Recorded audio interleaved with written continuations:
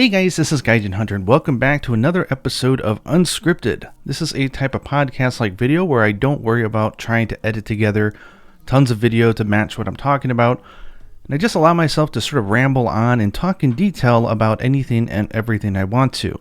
In this video, I want to talk about only one thing, which is my love for Dragon's Dogma Dark Arisen. Now, despite the fact that I am a big fan of games from Capcom, there are some series which I just haven't played or I just don't get into. One of those was Dragon's Dogma, and that was because I've never been into open world games. I've seen games like, Elder Scrolls and other open world type stuff, and I've given them tries, but I've never really got into them. There's a lot of different reasons. I often find myself getting lost, things are a little bit too big. The story just doesn't really capture me, stuff like that. All I remember about Dragon's Dogma when it first came out was like the trailers where it looked like just a really cool version of those types of games. Like I remember them advertising the Hydra coming out of like a waterfall and like a chimera or a griffin or some type of really cool animal from like medieval mythology. But that's all it really looked like to me, so I never even gave it the time of day.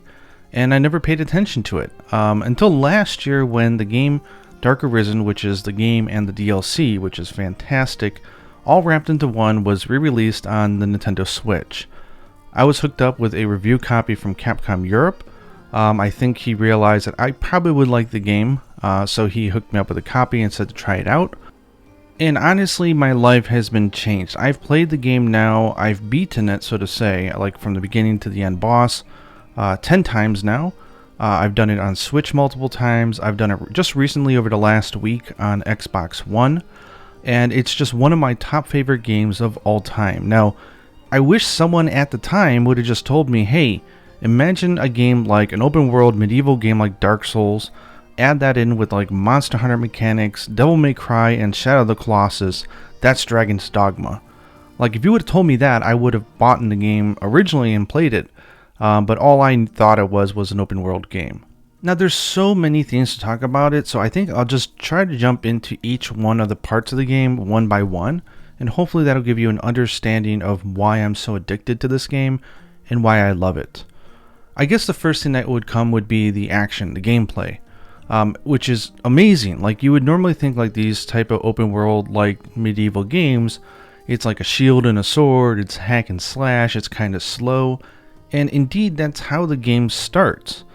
So if you only played it for like the first hour or hour and a half, you would not understand that the game opens up in a way that makes it feel like Devil May Cry.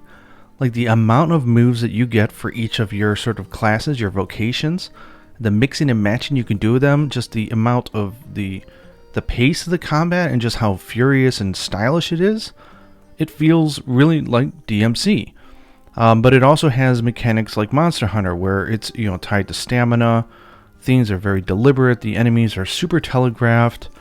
You can use the environment to your advantage. Like there's a lot of very intentional things going on, which as you play and you start to pick up on those cues almost intuitively, it ends up becoming like a sandbox game. Like you can go on YouTube right now and just look up gameplay clips and you'll be like, wow. And every time I post a semi-saucy clip on Twitter, people are constantly going, oh my gosh, what is that? The thing that makes the combat so cool though is that the height and weight of the characters in the game plays an actual role in the way combat plays out. For example, your character you can design, so you can choose your height, your weight, how long your legs are, stuff like that. Usually that kind of stuff is just aesthetic, but for this game, it has some real interesting pros and cons for no matter how you design your character.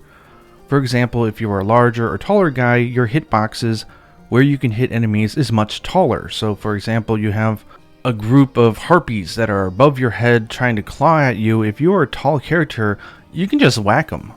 It's not a big deal. And you're pretty heavy, so you can grab onto them and like pull them down to the ground and pummel them in and do some crazy stuff.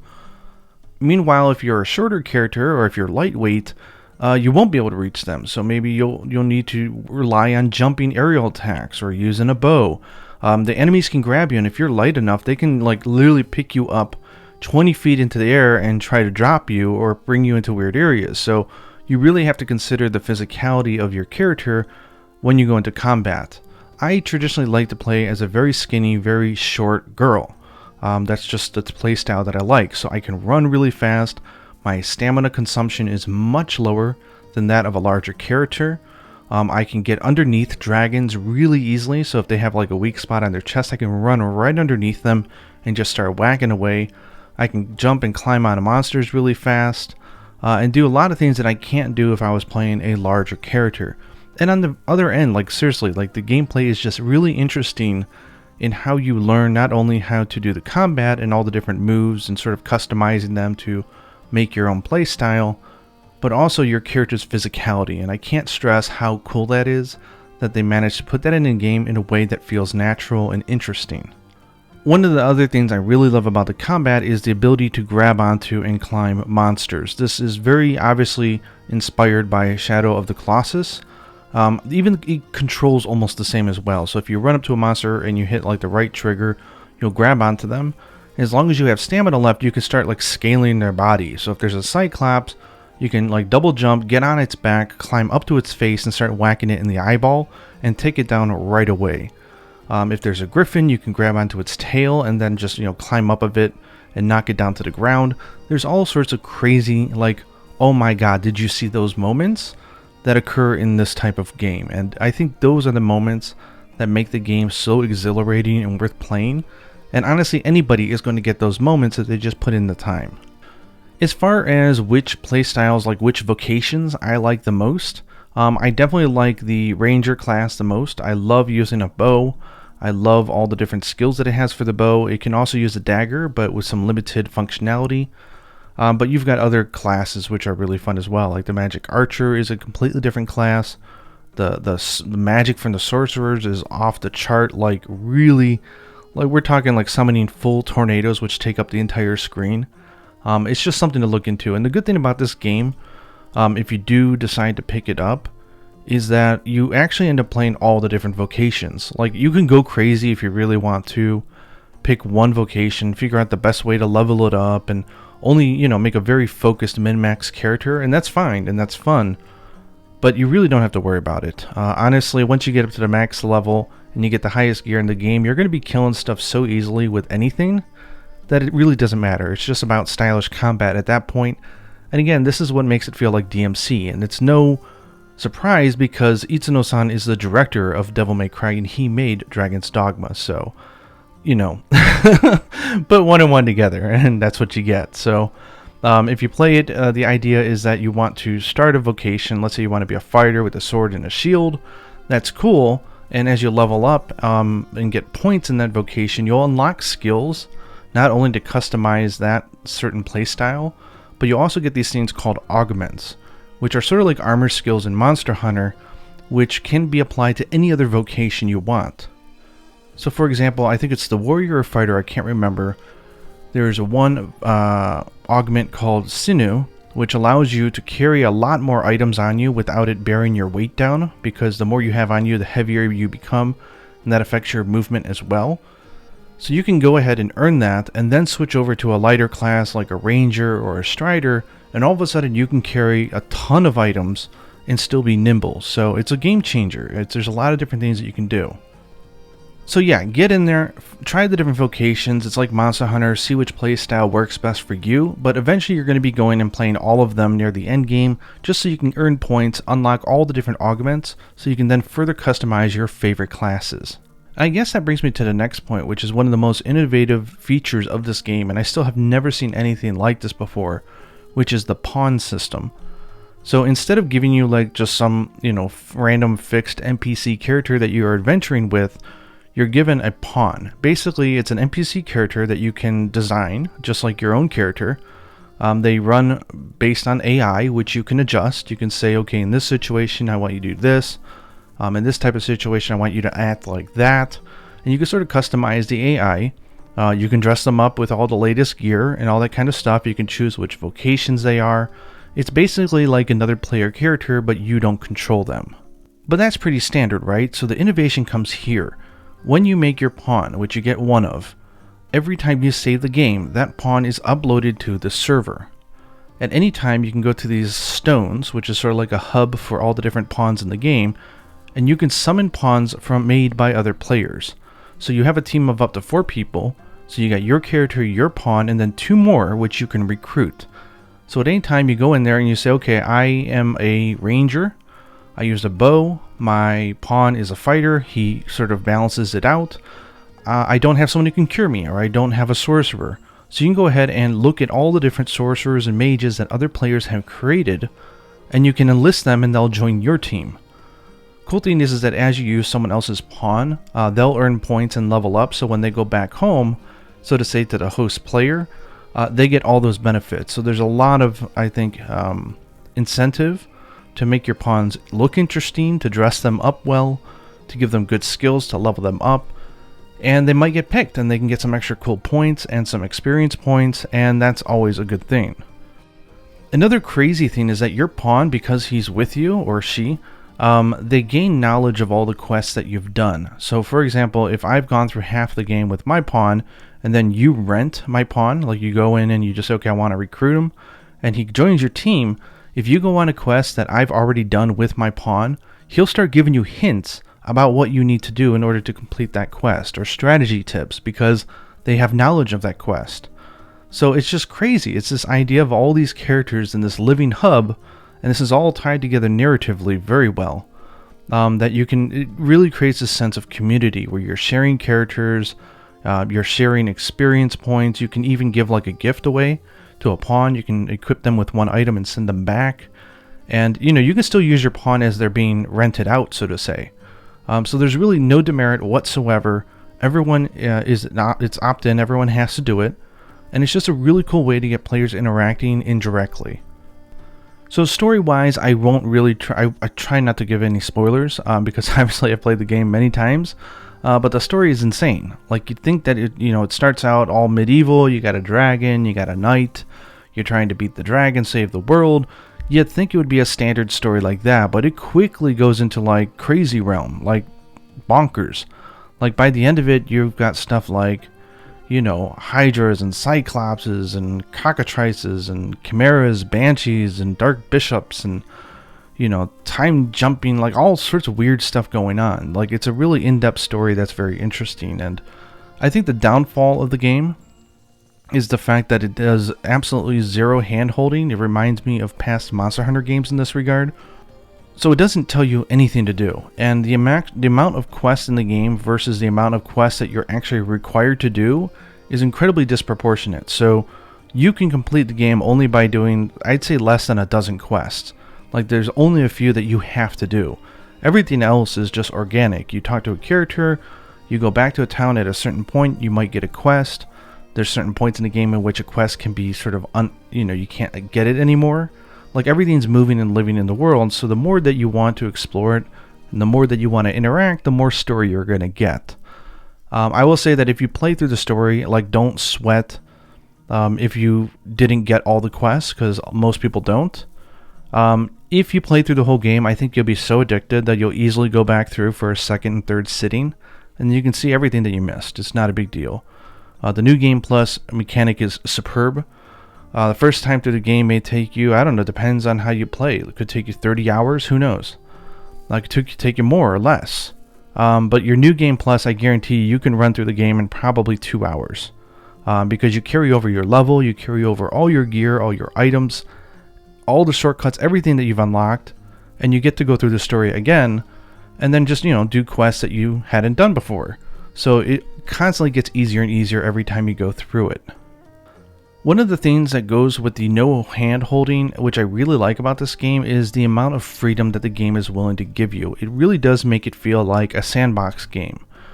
The downfall is that some people may adventure out into areas very early in the game that they're not supposed to go into, and they get their butts handed to them. And, they're like, everything's just kicking my butt, I don't know what I'm doing wrong. And it's really the fault of the game because they're not communicating to you what to do. Like, it starts you out in the game in the village with absolutely no armor or good weapons. It doesn't tell you, oh, there's a shop in the town. Oh, you should buy new armor. It tells you nothing.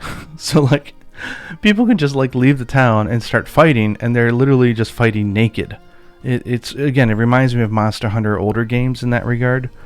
So it can get a little frustrating for people, but Once you start getting used to the game and you can start, making it act how you want it to act, the amount of freedom makes it feel like a sandbox game. It even lets you go as far as you can forge items in the game. So for example, let's say there's a very key item later on in the game that you're supposed to get and bring back to a guy, and the item is really good. So what you can do is, before you bring it back to him, you can go to the forger, make a fake copy of it, and then just give him the fake copy, and you'll pass the quest and you can keep the cool item. You can do stuff like that all the time with all the different NPC quests. There are a few consequences for a few different quests, but nothing really bad. You can get to a point late in the game where, let's say I'm trying to upgrade my armor and I need 4 items that are very rare drops. I can just fight until I get one of them, and then I can just start making forgeries of the other 3. And once I get the forgeries, then I can just duplicate items and I can upgrade my weapon. It's really crazy. The game even has a one-hit kill weapon. It doesn't work on everything, but it works on most things that you can buy for some ridiculous amount of money. And you can literally walk up to the last, quote-unquote, last boss of the game, the big red dragon, and shoot him with an arrow, and it kills him in one hit. Like, it takes a lot of confidence to create a game in which you have an item that can do a one-hit kill, and it doesn't break the balance at all. Now, I don't recommend that, by the way, because the story of that final fight is so fun. You should not miss out on it, so definitely don't use it unless you're doing like a speed run or just trying to get through it. But it's this type of freedom which makes the game so interesting, and add that into an action system that is highly customizable and really takes advantage of physicality and environment, and you get yourself literally a sandbox for killing monsters. It's really fun. I guess the final thing I'll talk about is the music. The music is so good. Just go on YouTube. I know they have the soundtrack. Probably someone's uploaded it there. But the soundtrack for this game, especially in context, is so booming and so good that it's right up there with Monster Hunter and all the other games that Capcom has done. And I think I remember reading an interview where they said that they were starting to make the music for the game and they didn't realize it was going to be so epic. And so they just started getting in other composers. I know like Ray Kondo, he did some work. Like I know he did some Okami stuff. He did some songs on it. But like just the soundtrack is out of this world. It's just really good. Some of the theme songs for some of the bosses are also really iconic. So I don't want to ruin them. I don't want to play any examples here. But just know that the music is very good as well. The game came out years ago. And I know the Dark Arisen DLC, which adds in a brand new dungeon called the Bitterblack Isle, was released afterwards. But what you can buy right now, which is on sale like everywhere usually, is the Dark Arisen, which is the final package. One of the funny things is because the game does such a bad job at telling you what things are, if you start the game now today, once you get out of like the first village and you do like the first major quest, it'll tell you, hey, you can go back and go to a new area now. And what they're doing is telling you can go to the new DLC dungeon. The DLC area is actually meant for players that have beaten the game, are like level 60 or above. It's completely supposed to be post-game, but they give you access to it like really early. So I imagine maybe some people bought the game, they played it and said, this game is just stupidly hard. Everything's scaled so high. This is not fun. I quit. So if you're one of the people who tried the game and you went to Bitterblack Isle, you weren't supposed to. Please don't judge the game based on that. Bitterblack Isle itself is super addictive. I've gone through the Isle probably, I don't know, 4 or 5 dozen times. And you become a master of this dungeon. And it's just fun to go in there like an arcade game and just beat up on monsters. There's some crazy bosses and some of the best loot in the game that not only looks fantastic, but is so powerful, no matter how you raised your character, you're fine. Like the final form weapons that you can earn in the game are like 90% of all the power you can get in the game. Like you'll be fine, so don't worry about it. It really allows you to enjoy using all the different vocations at a very high level. So it's endless, so you can play it over and over again and still have fun. Anyways, I hope that kind of like lets you guys know what I feel about Dragon's Dogma. I love this game so much. I can see why it was a cult classic because, like, again, older Monster Hunter games, it does a very bad job at communicating stuff. It's a slow starting game, but once you get into it, oh my gosh, the game is so good. that I highly recommend everyone try it. I notice a lot of people get stuck in the beginning of the game, so I did make a video guide at how to start out. The next point in which people get stuck is once they get to the big town, which is Grand Soren, they get kind of lost and they don't know what to do next. There's not a whole lot of directions in the game. They just sort of say, okay, go out and adventure. Here's one guy up on top of the city, Sir Max, who will give you 4 major story quests. But on top of that, there's tons of NPCs and other stories that you can do as well. So if you get lost in Grand Soren, just focus on those 4 story quests from Sir Max. You only have to do 2 of them, and then he'll let you go see the Duke, but I highly recommend you do all 4 of them. It'll give you the level up points that you want, it'll give you the story, and it's just really fun. Anyways, I get so excited talking about this game that I'm like running out of breath, so I apologize if I'm talking too fast or if I'm just out of breath and just mumbling, but I adore the game and I hope you guys try it out. I recently again went through and played the game on Xbox One just for the heck of it. I think this is just a product of the quarantine and just trying to stay home and stay safe, and I had a lot of time on my hands, and I said, you know what, I want to play Dragon's Dogma again.